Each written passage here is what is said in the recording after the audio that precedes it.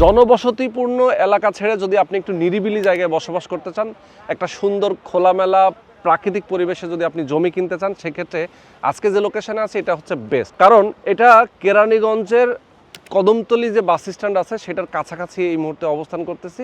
এবং আপনি জানেন যে এখান থেকে সরাসরি আপনি গুলিস্তান যেতে পারবেন, সদরঘাট যেতে পারবেন, বাবুবাজার ব্রিজ হয়ে।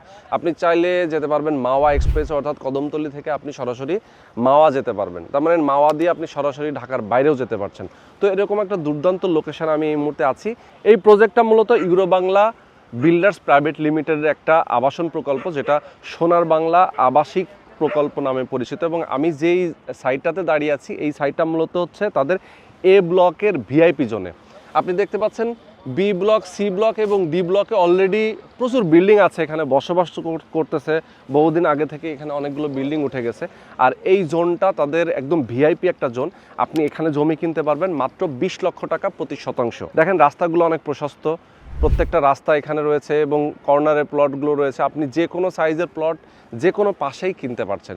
ম্যাক্সিমাম যদিও এখানে বিক্রি হয়ে গেছে, তাদের অল্প কিছু এখানে বাকি আছে। যারা কিনতে চান, বর্তমানে যে বিজয়ের মাস চলতেছে ডিসেম্বর মাস, এই মাসে তাদের একটা আবাসন মেলা উপলক্ষে তারা 10% ডিসকাউন্ট দিচ্ছে।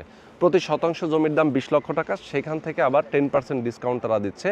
যারা নেবেন ডিসেম্বরের মধ্যে অবশ্যই বুকিং দিয়ে ফেলবেন।